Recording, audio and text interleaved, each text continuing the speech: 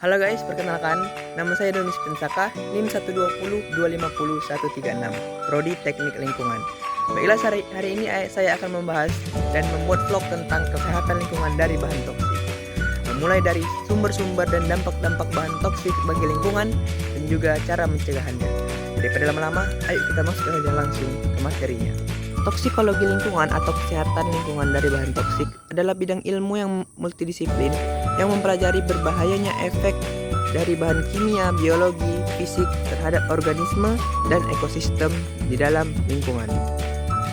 Efek berbahaya dari bahan kimia dan biologi seperti racun, polutan, insektisida, pestisida, dan pupuk dapat mempengaruhi organisme dan komunitasnya dan mengurangi keanekaragaman kelimpahan spesiesnya. Masih bersama saya Doni Spensaka. Selanjutnya kita akan membahas sumber-sumber dari bahan toksik serta dampaknya bagi lingkungan. Pertama ada polychlorinated biphenyl atau disingkat sebagai PCB. Adalah polutan organik yang masih ada di lingkungan kita saat ini. PCB berkaitan dengan sekelompok bahan kimia organik yang diproduksi oleh manusia yang dikenal sebagai hidrokarbon terklorinasi. Beberapa di antaranya termasuk peralatan listrik, perpindahan panas dan hidrolik, plastisir dalam cat, produk plastik dan karet, dan juga kertas fotokopi yang terbuat dari karbon. Dampaknya terhadap lingkungan bisa kita lihat. Nah, ini contohnya yaitu plastik.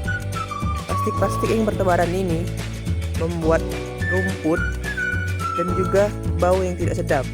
Nah, ini adalah salah satu dampak dari PCB.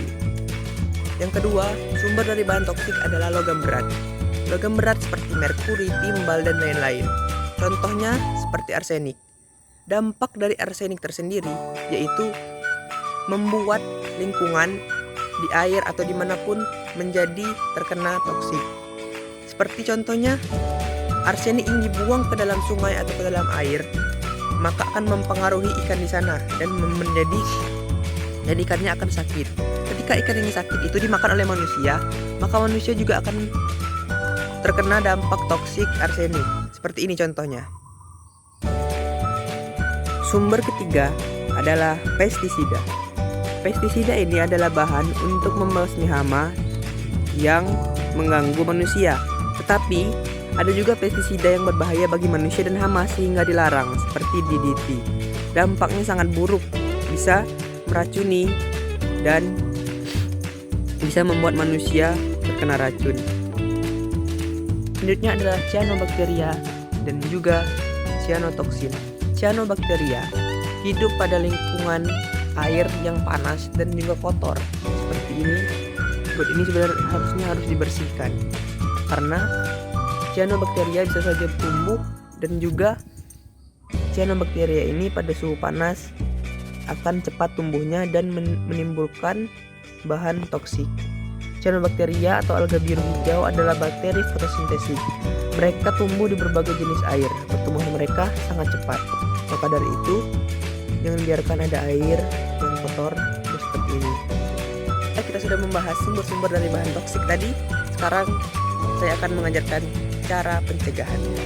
Pertama adalah membuang sampah-sampah, contohnya sampah plastik, sumber PCB ke dalam kotak sampah yang telah disediakan untuk mengurangi dampak dari itu. Yang kedua, tidak membuang bahan-bahan atau limbah-limbah berbahaya ke dalam sungai. Takutnya nanti ada logam yang beracun, logam yang memiliki sifat toksik dan meracuni ikan-ikan tersebut.